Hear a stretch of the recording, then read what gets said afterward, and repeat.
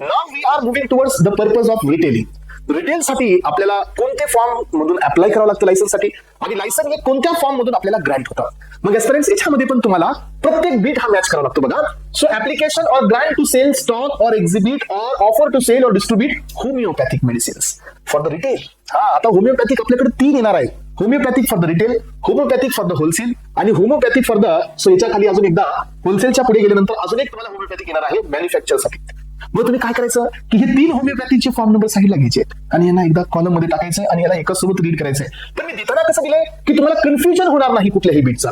Confusion होत असेल तर मग तकलीफ जास्त होणार आहे. हे पहा, सो रिटेल मध्ये आपण ऍप्लिकेशन करतोय किंवा आपल्याला ग्रँट बी मिळवायचं आहे. पुढे 2 ऑप्शन आहेत. सो ड्रगचं सेल करण्यासाठी, स्टॉक करण्यासाठी एक्झिबिट किंवा offer to sale or distribute. पण कोणत्या मेडिसिन्सला? होमिओपॅथिक. सो कोणत्या थ्रू? Retail through. तर फॉर्म नंबर अप्लाय करा, ऍप्लिकेशन 19B, तर तुम्हाला ग्रँट मिळेल लायसन 20C मध्ये.